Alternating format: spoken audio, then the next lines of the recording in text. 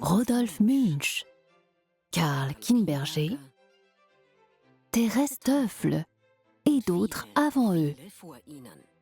Ils servirent sous Marie-Thérèse, l'empereur Franz, empereur Franz Joseph et l'impératrice Élisabeth. Les empereurs entraient dans la salle au son des fanfares. Un lieu de travail très recherché, C'était une véritable ruche. avec beaucoup de concurrence et de pression. Le procès de sélection était très strict. Une vie avec des hauts Il était très respecté. et des bas. Ils ont reçu des médailles et des cadeaux, mais aussi des punitions, et ils se sont occupés des extravagances de leur maître. Quelques-uns furent emprisonnés et d'autres se suicidèrent. La santé de la monarchie était entre leurs mains. Au congrès de Vienne, ils ont mangé et bu beaucoup. Ils étaient au cœur du faste et du glamour des banquets, des mariages, des célébrations de couronnement, des bals de cour et des réceptions d'État. L'héritage Autriche, les chefs de Habsbourg.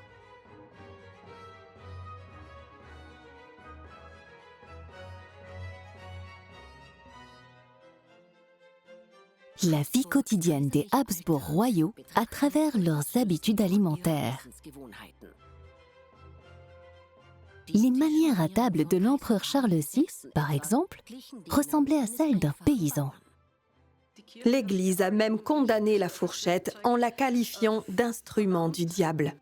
Mais son menu de 16 plats était naturellement un peu plus copieux que celui de ses sujets. Pour commencer, chapon aux choux, veau et héron rôtis avec soupe aux champignons. Ensuite, pâté d'anguille, grue bouillie, plateau d'oiseau avec salade et oreilles de porc. Comme dessert, des fruits, des raisins et du pain perdu.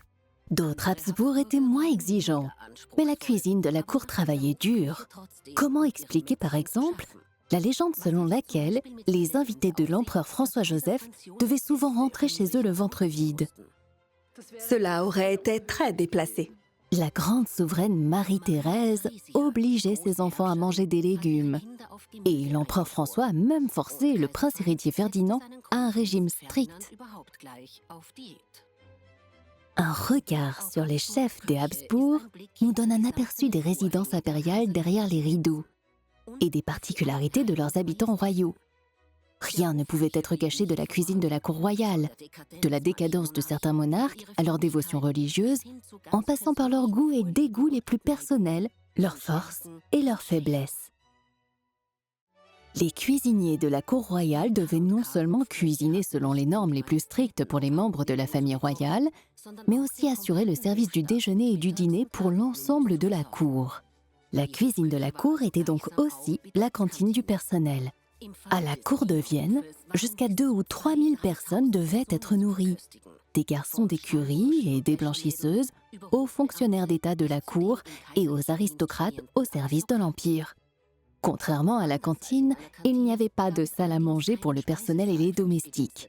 La nourriture était livrée directement sur le lieu de travail dans des boîtes chauffées au charbon appelées Werkeln et consommées dans un coin tranquille. Il fallait 2 heures pour livrer la nourriture dans les conteneurs chauffés aux coins les plus éloignés de la cour. Les membres de la famille royale avaient le choix des lieux où ils prenaient leur repas. Salon privé, salle à manger, salle de banquet selon l'occasion. Le cuisinier de la cour, ou chef cuisinier, ne passait pas son temps à couper des oignons. C'était un poste de direction à la tête d'une équipe hautement spécialisée. Pour cette époque-là, être le chef de la cour était un honneur. Difficile à imaginer aujourd'hui. Un cuisinier ou un pâtissier avait une immense loyauté envers la maison qui le gouvernait. Il était toujours souhaitable qu'une personne soit catholique. On leur faisait prêter serment parce qu'ils savaient que ce serment serait contraignant pour eux. Pourquoi ?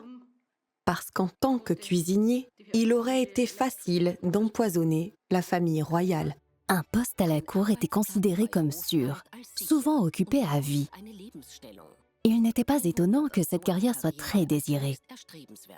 Le niveau était élevé et le système hiérarchique est complet, ce qui permettait d'envisager une longue carrière.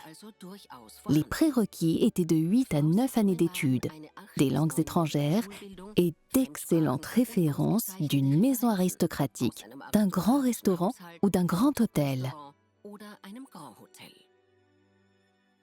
Le processus de sélection était très difficile. Il fallait fournir une qualité élevée et ce n'était pas facile parce qu'avec les apprentissages tels qu'ils existaient à l'époque, il fallait beaucoup de temps pour devenir vraiment très bon.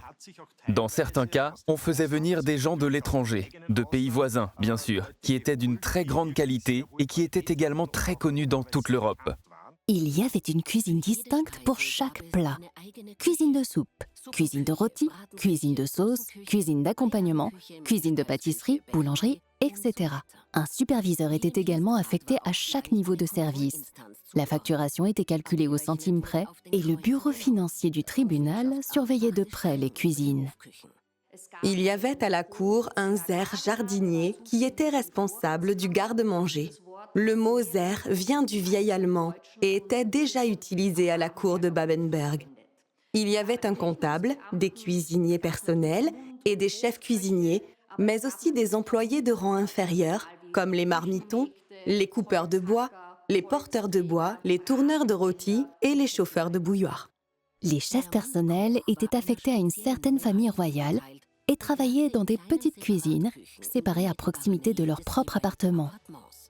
Ils étaient chargés de préparer de petits repas et des encas, des demandes spéciales ou des gâteries nocturnes. Le jardinier Zer, mentionné plus haut, tirait sa nourriture du jardin Zer, un jardin potager semblable à celui qui existait autrefois sur la place Saint-Michel à Vienne.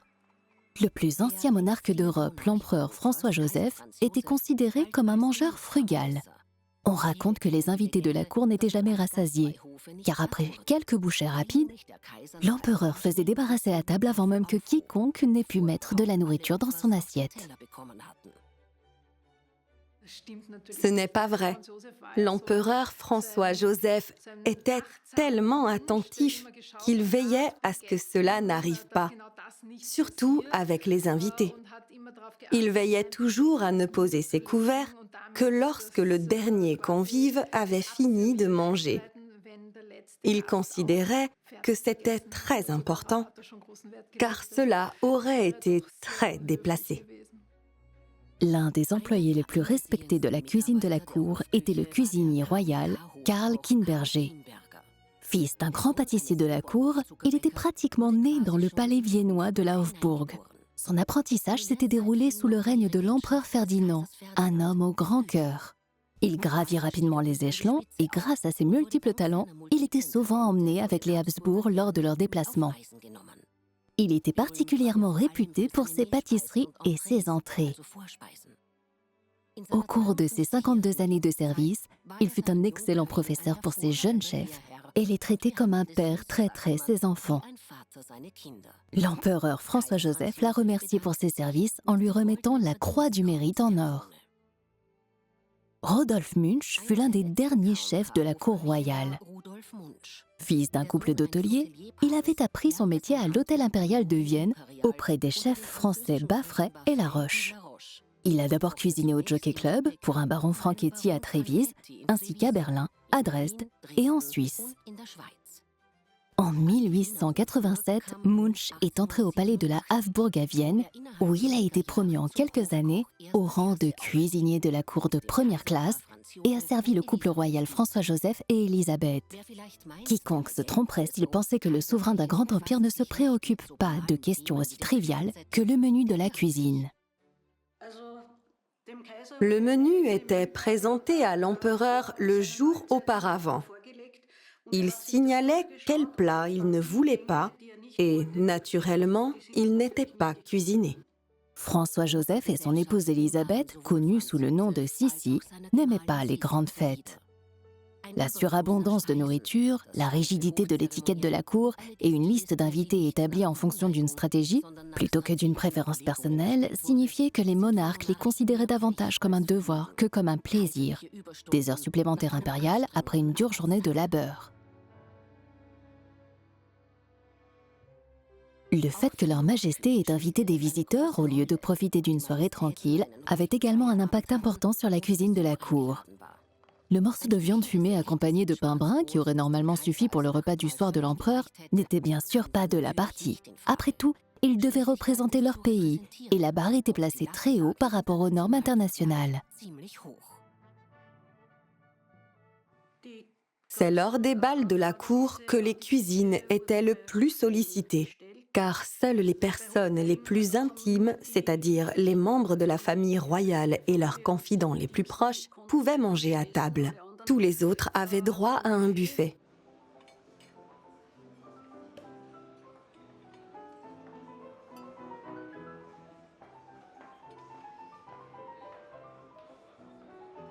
Otto des Balmes était l'un des derniers grands chefs cuisiniers des Habsbourg.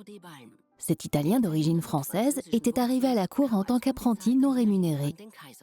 Après la perte de l'Italie, de nombreuses personnes ont afflué vers les territoires restants des Habsbourg et ont accepté n'importe quel emploi, même non rémunéré.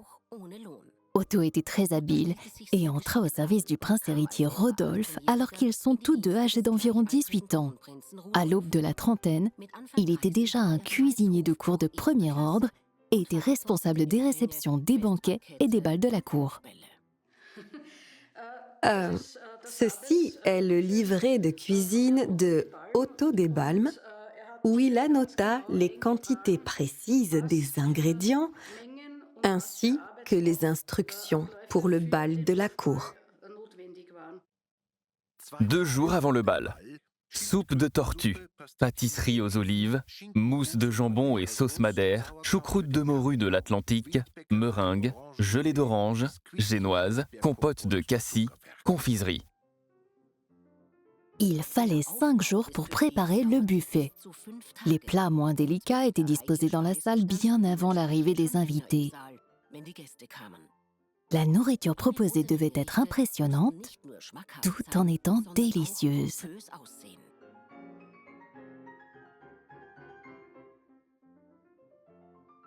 Il n'était pas rare non plus qu'un pâtissier de la cour recrée habilement des bâtiments entiers à partir de pâte à sucre, de chocolat ou de glace. La pression exercée sur les cuisiniers de la cour était immense. Après tout, la haute aristocratie voyageait également dans d'autres cours, avait des attentes très élevées et s'ennuyait rapidement.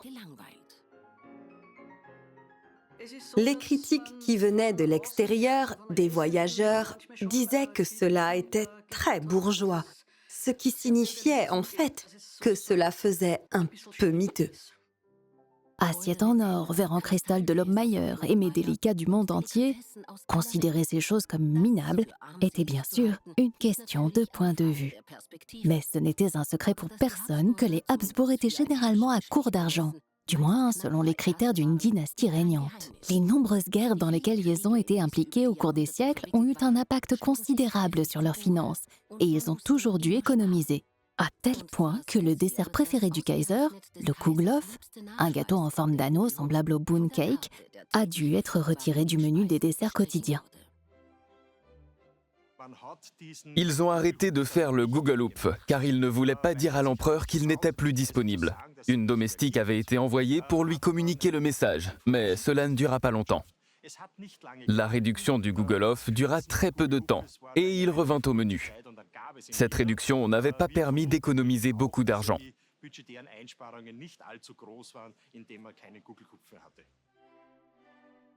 Au cours de son long règne, l'empereur François-Joseph a construit l'économie de la cour en fonction de ses besoins et de ses préférences, notamment culinaires.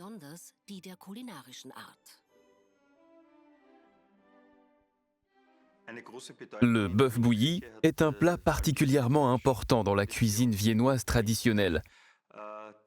Cela s'explique également par le fait qu'à Vienne, la viande de bœuf est découpée en de nombreux petits morceaux individuels.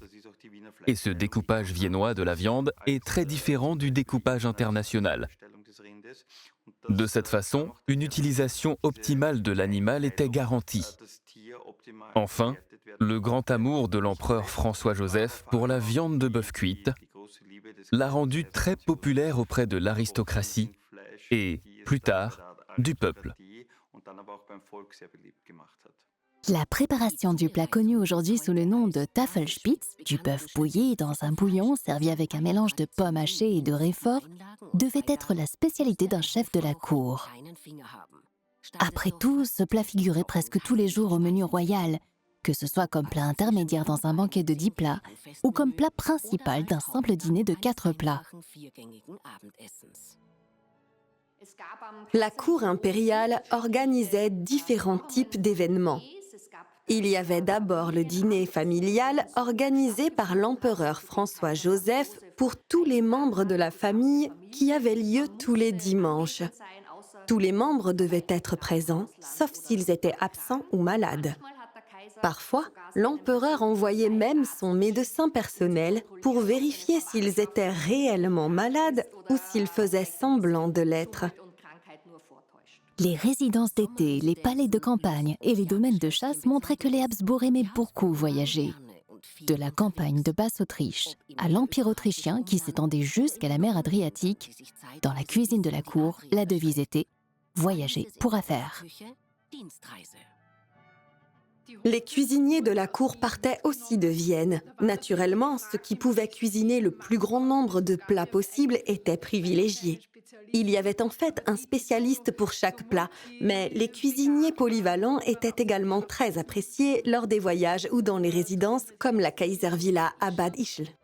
À Bad Ischl, l'empereur François-Joseph aimait rester discret, ne s'entourant que de personnes qu'il appréciait et qui lui étaient proches. La cuisine y était un peu moins fastueuse. Cependant, son épouse, l'impératrice Élisabeth, était souvent absente de ces dîners familiaux intimes. Elle aimait voyager ou prendre des vacances prolongées dans ses 2e, 3e et 4e résidences à Corfou, en Suisse ou au château de Godolo près de Budapest. Sissi préférait tout au palais de Hofburg, Hermesvilla et Schönbrunn à Vienne ou à Bad Ischl. Elle emmenait également avec elle ses cuisiniers personnels, comme Karl Kinberger ou Rudolf Munch. On dit qu'aucun chef n'est resté longtemps à son service.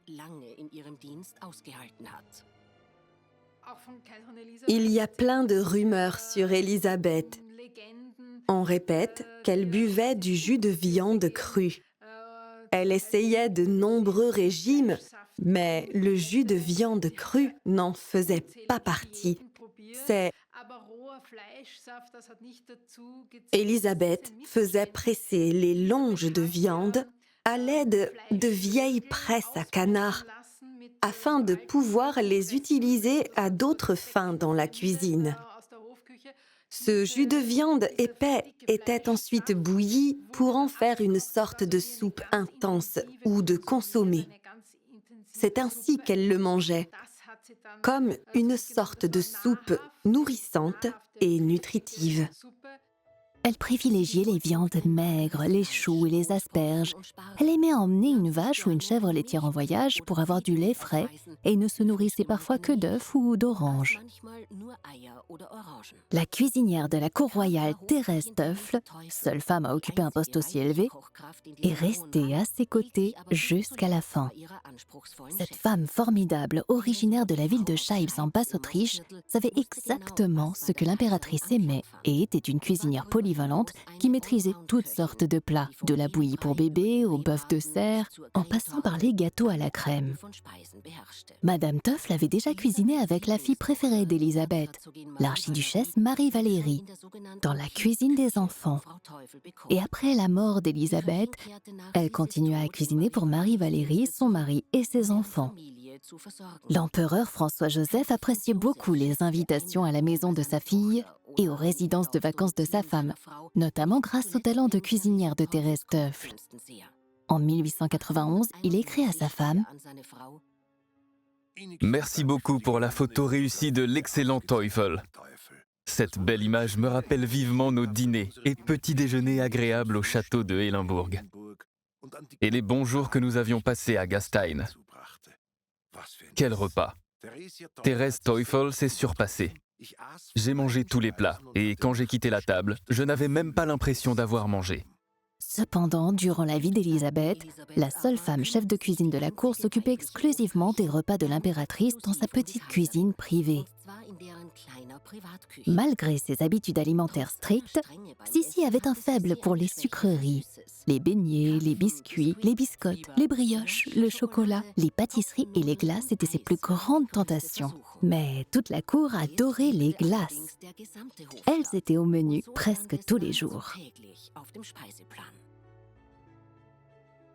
Il s'agit d'une bombe glacée des confiseurs royaux. La boîte était entièrement en étain. Le produit congelé, une coquille de crème glacée avec une garniture aromatisée, était placé à l'intérieur, puis enterré dans la glace. Lorsqu'elle était complètement gelée, elle était replongée dans l'eau chaude. Des décorations faites à partir d'un autre parfum étaient ensuite placées autour de la bombe dans l'assiette pour finir recouverte. Lors de l'une de ses fréquentes visites à Vienne, l'empereur allemand Guillaume II fut tellement impressionné par le café blanc glacé de la confiserie de la cour qu'il en demanda la recette au chef de la confiserie viennoise.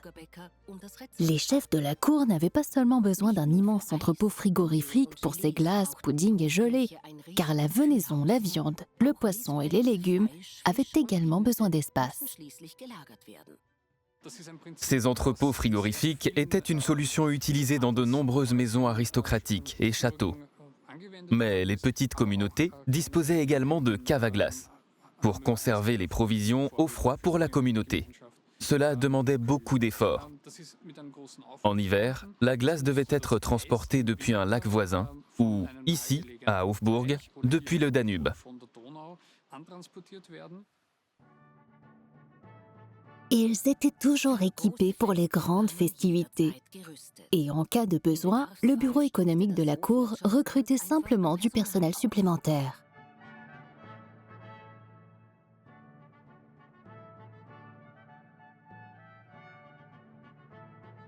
En 1866, un événement historique était au programme cette saison. L'Empire autrichien devient une double monarchie, l'Autriche-Hongrie. Après des années de négociations avec les Hongrois rebelles et brutalement réprimés, un geste de réconciliation s'impose. François-Joseph et Élisabeth reçoivent la couronne royale hongroise. La cuisine de la cour était une fois de plus mise à l'épreuve sur le plan logistique, le personnel se trouvant au cœur d'un tournant de l'histoire européenne.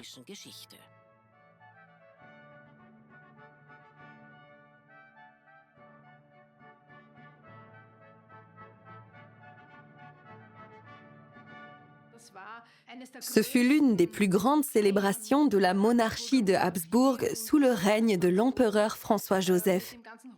Toute la cour a été déplacée à Budapest et tout a été minutieusement préparé pendant des mois. Les festivités du couronnement ont vraiment influencé toute la vie de la monarchie de Habsbourg pendant des jours et des semaines, et bien sûr, elles ont été documentées dans tous les journaux. Depuis le mariage grandiose de Joseph II, qui dépassait les capacités normales des cuisines de la cour, ces derniers avaient réussi à bien organiser la sous-traitance. Et à partir de ce moment-là, elles purent engager du personnel supplémentaire pour les fêtes. En 1873, un événement nécessita du personnel supplémentaire. L'exposition universelle de Vienne, qui s'est déroulée dans l'actuel parc du Prater.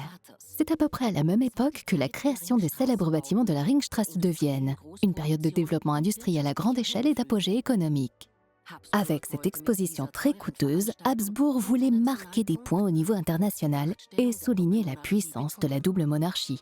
Les invités étrangers de haut rang séjournant dans le tout nouvel hôtel impérial ont ainsi pu déguster des spécialités culinaires de la cuisine de la cour. Le jour de l'inauguration, l'empereur invita au palais de la Hofburg des personnalités de premier plan, dont le prince de Galles, le prince héritier de Prusse et le prince héritier du Danemark. Menu du 1er mai 1863. Bouillon de bœuf aux légumes, feuilleté à la mousseline de volaille, poisson zander à la viennoise, bœuf bouilli, rôti de bœuf en ragoût, chapon braisé, foie gras en gelée, sorbet, rôti de chevreuil, asperges, gâteau aux fruits, pudding anglais, camembert, ananas glacé, framboises et chocolat, fruits et pâtisseries. Lors de ces grandes occasions, les chefs ambitieux pouvaient gagner en prestige et gravir les échelons de leur carrière. Mais personne n'était à l'abri des coups du sort. Otto Debalm, chef cuisinier très décoré et couronné de succès, était entré au service du prochain héritier du trône quelques années après la mort soudaine de son prédécesseur, le prince héritier Rodolphe. Cependant, il a connu un important revers de carrière en 1901 lorsqu'il a été affecté à l'archiduc François Ferdinand et à sa maison, et il ne s'est pas entendu avec eux. L'archiduc et sa femme, la duchesse de Hohenberg, étaient évidemment très exigeants en matière de nourriture, mais ils n'étaient pas censés dépenser de l'argent pour cela. C'est donc devenu une affaire terrible. L'affaire a été portée devant la commission disciplinaire de la cour où il a présenté sa version des faits et a été puni. Car un archiduc qui se plaint et qui est également héritier du trône ne va pas perdre. Mais les conditions de travail étaient vraiment terribles. J'ai une trace écrite de la façon dont l'homme avait été maltraité cette année-là. Il a été privé de divers avantages financiers par le tribunal, ce qui l'a beaucoup affecté. Il avait 5 enfants à charge. Il y a toujours eu des cas où les membres de la famille royale n'étaient pas satisfaits de leurs domestiques.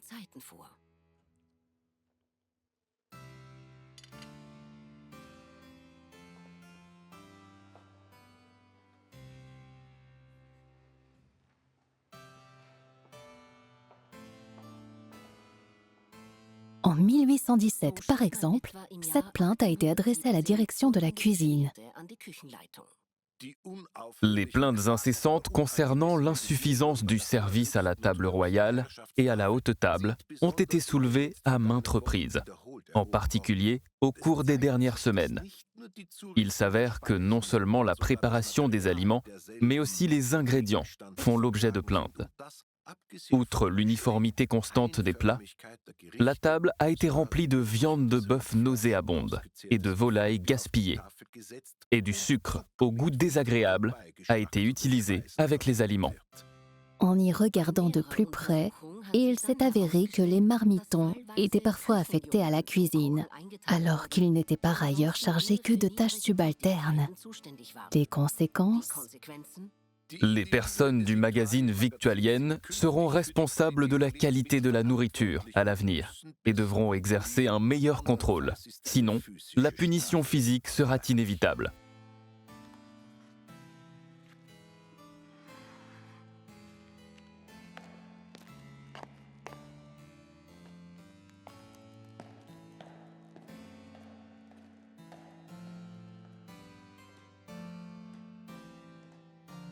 Une correction était probablement prévue. Il existe un système de sanctions en 3 étapes pour les cuisiniers du tribunal. La première infraction donne lieu à une réprimande. La deuxième à une suspension d'1 semaine. Le chef suspendu devant payer lui-même le salaire de son remplaçant. À la 3e infraction, il est menacé de licenciement.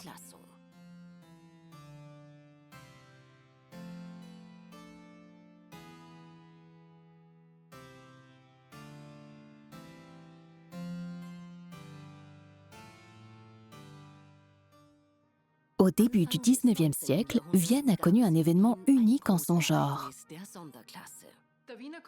Le Congrès de Vienne a véritablement marqué un tournant dans l'histoire de l'Europe et, pour la métropole impériale qu'est Vienne, il s'agissait certainement de l'un des événements les plus marquants de l'histoire autrichienne. Après la chute et la défaite de Napoléon, tous les souverains se sont réunis à Vienne pour rediviser et réorganiser l'Europe. Des délégations de dizaines de pays sont restées à Vienne pendant des mois. L'empereur Franz, par ailleurs économe, qui n'aimait pas le faste et la pompe, invita quotidiennement des milliers de délégués à des banquets pendant des mois. Lors d'un grand banquet pour 10 000 personnes, par exemple, 300 gros jambons, 1100 poulets, chapons, 100 lièvres et 12 sangliers ont été consommés en une seule journée. Et ce n'était là qu'une petite partie du buffet proposé. C'était un défi de taille pour la cour de Vienne. Il fallait loger et surtout nourrir plusieurs milliers de personnes à Vienne. Non seulement les nourrir comme d'habitude, mais aussi les divertir. En d'autres termes, il fallait constamment organiser des fêtes, des dîners de gala et des bals. C'est pourquoi il a fallu engager un nombre incroyable de personnes supplémentaires et la cuisine de la cour a été incroyablement occupée par l'effervescence d'un tel chef-d'œuvre logistique au cours de ces mois. La liste des invités n'aurait pas pu être plus prestigieuse. Princes, rois et empereurs se succédèrent dans les salles de banquet. Les colonnes de potins ne manquaient pas non plus à l'appel. Il aime tout le monde. Alexandre de Russie. Il pense pour tous. Frédéric Guillaume de Prusse. Il parle pour tous. Frédéric de Danemark. Il boit pour tout le monde. Maximilien de Bavière. Il mange pour tout le monde. Frédéric de Württemberg. Il paie pour tout le monde. Empereur Franz. L'empereur François, concrètement. Les Habsbourg, par ailleurs économes et austères, ont dû mettre la main à la poche pour assumer leur rôle d'hôte. Le délégué de l'Allemagne de l'Est, le comte Hans von Schlitz, écrit dans son journal « La cour impériale a appris que chaque journée de congrès coûtait 500 000 gulden austro-hongrois. Et l'une des régions créées par le traité avait probablement été consommée à nouveau par les négociations à son sujet. C'est aussi la force du palais de Hofburg en tant que symbole historique, cette hospitalité et le congrès de Vienne, ainsi que tous les autres événements qui l'ont précédé, ont grandement contribué à résoudre les problèmes politiques en Europe. Le congrès de Vienne n'a pas seulement été l'occasion de manger, il a aussi été l'occasion de boire. Le tsar Alexandre de Russie était également à Vienne pour le congrès. C'était un homme qui aimait manger et boire. Un jour, il remarqua que les serveurs lui apportaient les meilleurs plats et boissons, mais qu'il ne les voyait pas sur sa table. Le tsar alla voir ce qu'il en était. Il aperçut alors un valet de pied qui emportait furtivement de la nourriture et des boissons. Il suivit le valet de pied, lui prit la nourriture et les boissons volées, et, le lendemain, invita Franz II à prendre le petit déjeuner dans ses appartements, et le confronta, en lui disant quelque chose comme « Eh bien, regardez, la quantité de nourriture et de boissons que tu as perdue, parce que les serviteurs volent comme des pies. » Franz a commenté cela en disant « Écoutez, Votre Majesté, c'est comme ça pour nous à petite échelle, et pour vous à grande échelle. » Les vols au buffet n'étaient probablement pas rares. Les monarques y réagissaient avec sang-froid. Il y a une très belle anecdote sur Joseph II, le fils de Marie-Thérèse, qui se promenait un jour dans les couloirs du palais de la Hofburg et qui est tombé sur un valet de pied qui cachait un poisson frit sous son manteau. Lorsque l'empereur vit l'embarras du valet de pied, il lui dit « La prochaine fois, portez un manteau plus long ou un poisson plus court. » Ces banquets somptueux donnaient régulièrement lieu à des restes. La cuisine de la cour soit en faisait don aux pauvres et aux malades, soit les vendait à une auberge voisine ou à des femmes appelées Schmoeswaberl, qui utilisaient l'argent pour alimenter un fonds pour les veuves et les orphelins. Ils étaient peut-être économes, mais ils n'étaient pas avares. C'est Franz qui a pris des mesures très strictes et sévères en ce qui concerne les cérémonies de la cour et les habitudes alimentaires. Par exemple, il a tout simplement supprimé les desserts qui étaient extrêmement populaires à Vienne et à la cour viennoise. Les gens mangeaient d'énormes quantités de choses sucrées. Il a dit que c'était un luxe et que ce n'était pas nécessaire. L'interdiction concernait surtout les enfants. Le soir, ils n'avaient plus le droit de manger des pâtisseries et des sucreries et plus de glace. Comme l'allocation pour les mois d'hiver ne doit pas être dépassée, j'autorise toutes les économies proposées par la présente et leur mise en œuvre pour mon fils Ferdinand. En outre, le dessert, qui est plus un produit de luxe qu'autre chose, doit également être limité de manière appropriée. Pour le prince héritier, une assiette de confiserie et de pâtisserie à midi, une assiette de fruits, du café, mais pas de glace le soir, une assiette de biscottes. Il n'y avait donc que 2 assiettes de sucreries par jour, une quantité que les enfants normaux ne recevaient pas en une année. En matière d'alimentation, l'empereur François a suivi les conseils de sa célèbre grand-mère, l'impératrice Marie-Thérèse. Avant le règne de Marie-Thérèse, il était normal que la nourriture soit servie dans n'importe quel ordre.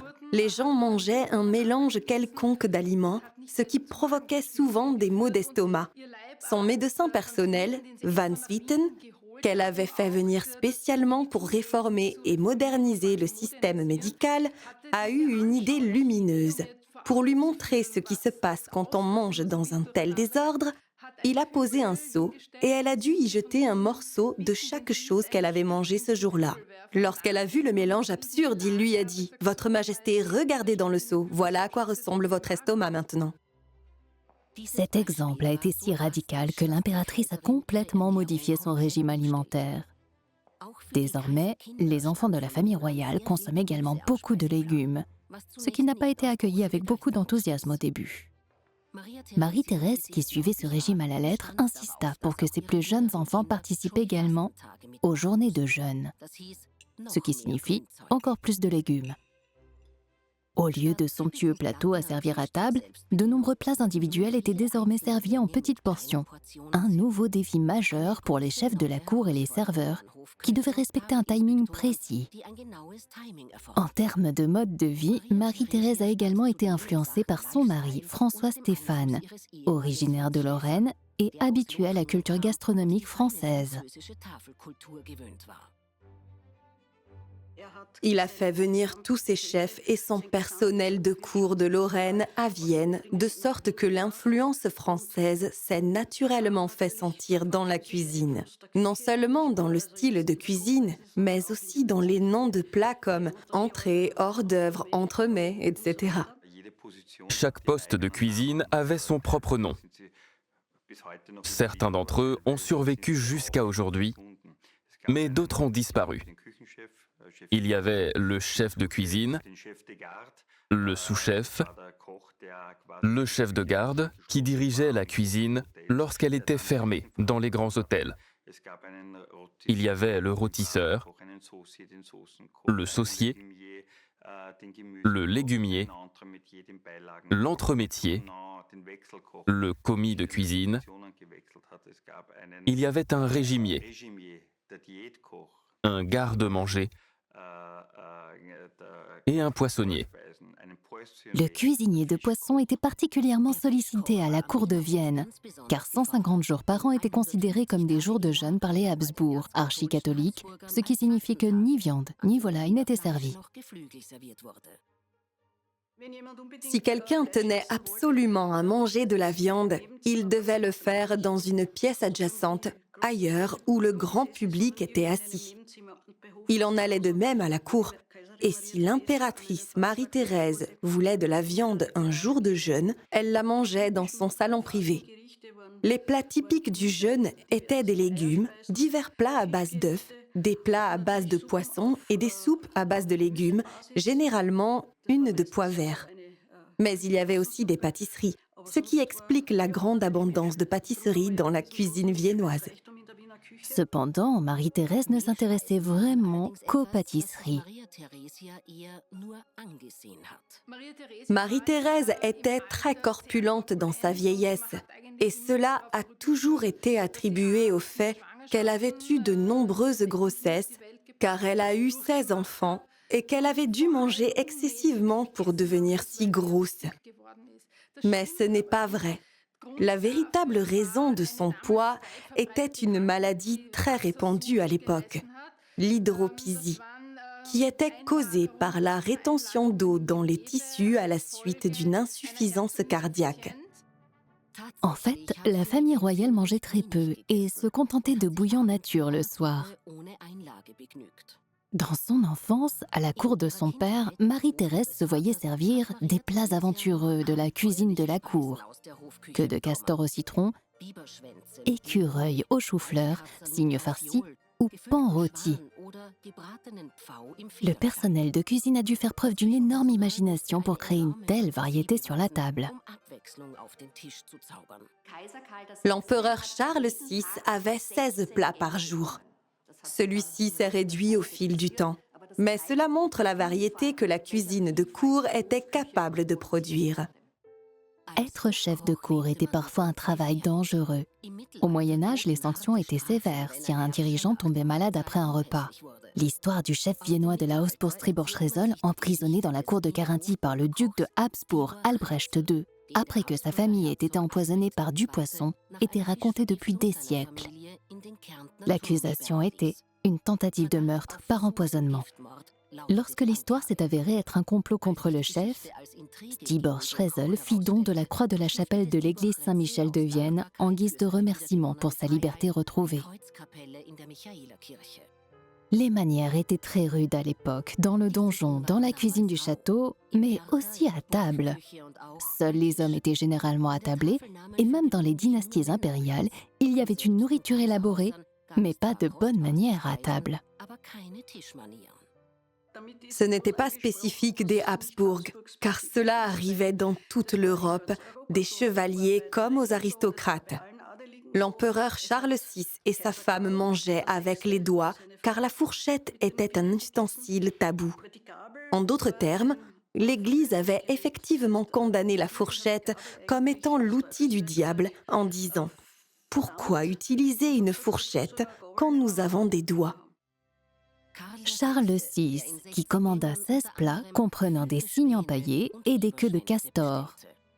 Le travail d'un chef de cour a toujours été extrêmement exigeant, non seulement à cause des plats extrêmement élaborés, mais aussi à cause des conditions de travail difficiles. Dans la rôtissoire, où 200 poulets étaient souvent rôtis à la broche sur un feu ouvert, il faisait si chaud que les semelles des chaussures ressemblaient à des braises brûlantes. Selon les archives du tribunal, certains cuisiniers sont morts en travaillant et se sont effondrés sans vie au milieu de la cuisine. La pression de la performance, l'agonie physique et l'épuisement ont poussé de nombreux chefs au suicide jusqu'au XXe siècle. Le XXe siècle a également vu la fin de la monarchie. Pour le dernier Habsbourg sur le trône, ce n'était pas l'époque des bals et des banquets.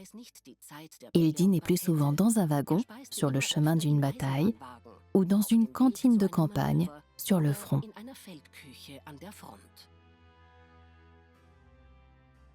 L'empereur Charles, également connu sous le nom de Charles le Soudain, car il apparaissait constamment partout, était tout le contraire de l'empereur François-Joseph. Avec lui, tout était toujours minutieusement planifié, chaque voyage bien préparé.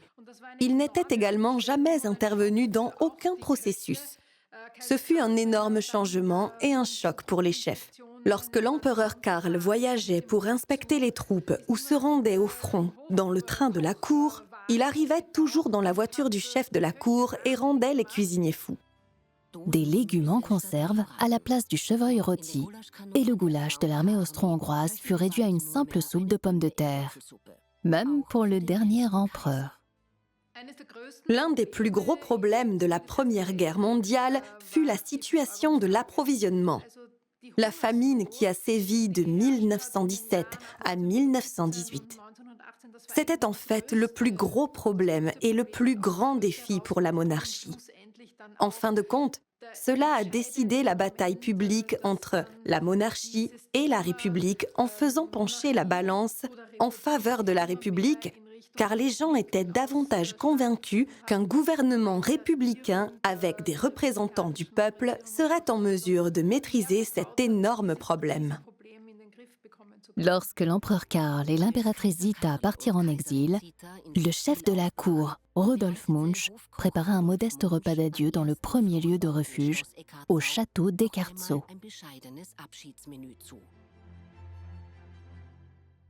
Rudolf Munch a vécu jusqu'en 1934 et dut travailler dans un petit buffet d'entreprise car il ne disposait pas d'une pension suffisante. Otto Debalm, qui avait cuisiné pour les empereurs les plus puissants, finit par travailler dans une épicerie fine après la Première Guerre mondiale et décède en 1925. Karl Kimberger, qui servit 3 empereurs, n'a pas vécu assez longtemps pour assister à la fin de la monarchie. Il décède en 1902, à l'âge de presque 80 ans. Thérèse Döffl, qui a longtemps vécu en Amalienburg, a atteint le bel âge de 90 ans. Elle vécut à Vienne jusqu'en 1930. Les chefs des Habsbourg. Nombreuses de leurs milliers de recettes ont survécu et certaines sont encore très populaires. La cuisine viennoise est en réalité un creuset des différents pays de l'Ancien Empire. C'est ce qui la rend spéciale. C'est la seule cuisine qui porte le nom d'une capitale. Il n'y a pas de cuisine parisienne, pas de cuisine romaine, pas de cuisine new-yorkaise et pas de cuisine tokyoïte. Et c'est ce qui lui vaut sa réputation internationale.